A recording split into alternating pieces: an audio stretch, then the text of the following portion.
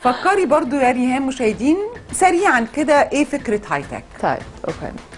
هاي تك احنا عارفين ان هو برودكت سندريلا اللي هي الانستنت، يعني لمده 8 ساعات بنحطهم على بشرتنا بيفردوا الوش وبيريحوا الوش، ولو في تجاعيد صغيره بتختفي، لو في تجاعيد لسه ما اتحفرتش قوي برضو بتختفي، هو بيريح الوش. اوكي. فدي هاي تك ببساطه جدا، كل الماتيريال بتاعتها كلها طبيعيه، وده اللي هنعمله النهارده. الميك اب الصحي، وازاي نعمل خطوات نجهز البشره للميك اب، وازاي نحط ميك اب الصبح، والناس اللي نازلين الصبح والبنات اللي رايحين الجامعه واللي رايحين يشتغلوا ازاي يحطوا حاجات على بشرتهم تحميها ويبقى عاملين ميك اب ويبقى شكل طبيعي ومش مجيد. طيب سوري، لا اتفضلي. انا النهارده مش حاطه ميك اب غير عينيا بس وحاجبي، حتى مش حاطه كونسيلر، مش حاطه فاونديشن، مش حاطه اي حاجه. هبتدي اعمل خطوه خطوه الميك اب بتاع كل يوم، سواء الصبح او لو هنكمل بيه لحد بالليل. انت هتعملي ميك اب بس ولا هنستخدم برضو كريم؟ هنجهز بقى. هنجهز. طب يا ريهام اللي انت هتعمليه ده، لان انا مقدمتي كانت ان الاسعافات السريعه للبشره هي دي اللي انت هتتكلمي عليها النهارده. بالظبط كده، الاسعافات الاوليه للبشره سريع. طيب ابدأي يا ريهام. يلا بينا. اول حاجه بنعملها ايه؟ انا دلوقتي عندي بكره نازله الصبح رايحه الشغل رايحه الكليه، عندي يوم طويل 8 ساعات. هبتدي قبل ما انام هشحن البشره زي ما انا بشحن الموبايل كده، هشحن بشرتي انا كمان. ده الشاحن بتاع البشره. الشاحن بتاع البشره بيبقى ظريف جدا، يعني انا حطيته امبارح بالليل وحطيته الصبح النهارده. هو قطاره بننقط نقط، انا حاطه اوريدي منه فمش عايزه احط تاني عشان لسه هحط حاجات تانيه، وبنعمل له مساجنج بطريقه دائريه على الوش، واللي فاضل منه بعمل له على الرقبه، بيبقى ظريف جدا. ده بيعمل ايه يا ريهام؟ ده بيشحن البشره، الخلايا، بيخليها بالظبط، بيشحن الخلايا بتاعت البشره وبيخليها فيها نضاره وبيغذيها، وفيها حاجات انتي اوكسيدنت وبيخلي تجديد الخلايا احسن. وكل ما التجديد بقى اسرع واحسن والريت بتاعه لطيف، بتبقى البشره نضره وما تقدمش في وشنا، لا تجدد نفسها ويبقى فيها انرجي.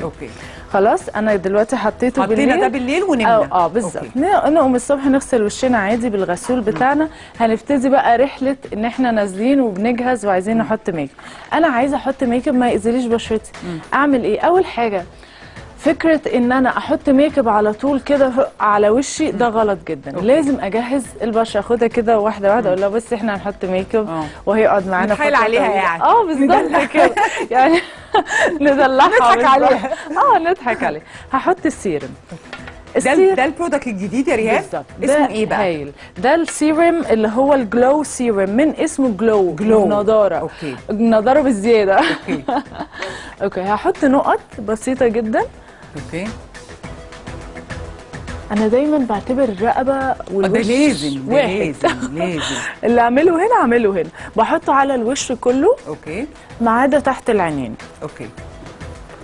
ده بيعمل ايه بقى يا ريهام؟ ده مبدئيا بيخلي البشره تستقبل، سواء هحط بيبي كريم بعد كده او فاونديشن بعد كده او اي حاجه بعد كده، تبقى سموث فيري سموث، غير انه بيرطب. وكل حاجات هاي تك دي حاجات انتي ايجينج،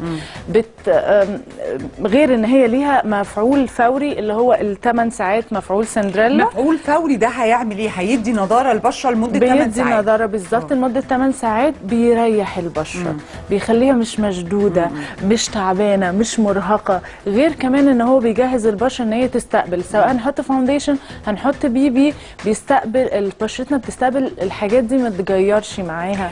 طب قولي لي حاجه، عشان ده منتج جديد عرفت ان هو في هاي تك ده يا ريهام، لو انا يعني ممكن اخده كتريتمنت لمده 15 يوم، لو كل يوم حطيته لمده 15 يوم، بعد 15 يوم هيبان بيدي ايفكت حلو جدا. يعني الطبيعي انه بعد شهرين او كده بنلاقي ايفكت. لا ده اتس فيري كوندنسد، لان هو بيدي انستنت او حاجه فوريه، فكمان مع الاستخدام المتكرر بيبقى اسرع شويه من الحاجات اللي هي اليوميه. انا حطيته كده ووزعته. ساعات بحطه مثلا لو انا نازله بالليل او كده، بيدي نضاره لو مش عايزه احط ميك اب وعايزه. مش بالشرط يعني، ممكن من ميك اب ممكن من غير. بالظبط كده. فكده احنا ادينا زقتين للبشره، زقه بالليل بالتشارجر ده ريتشارجنج ولا ايه، وده الجلوينج، فكده خبطتين يعني ملهاش حاجه. يعني. اوكي. هبتدي انا حطيت العينين. قبل ما احط العينين حطيت على الايلاد بتاعتي، هو مش موجود هنا، الايلاد بتاعتي. قبل ما احط الميك اب بتاع عينيا حطيت على الايلاد هنا، بس مش عايزه احط تاني عشان حطيت خلاص اي شد. ده ايه يا ريهام؟ عشان يعمل انسن شد شويه؟ بيرفع كده، بيديني مساحه بقى يبين عينيا، بيرفع لي هنا بنسبه لطيفه جدا، وبنسبه مش مبالغ بيها، يعني مش ببقى عامله كده، لا بيبقى خفيف جدا وناعم، ويديني مساحه ان انا لو عايزه ارسم عينيا، لو عايزه احط رموش، لو عايزه عينيا تبان عامه، برفع الجفن ده، وبعدين احط عادي بعدين ميك اب وكده. طب ريهام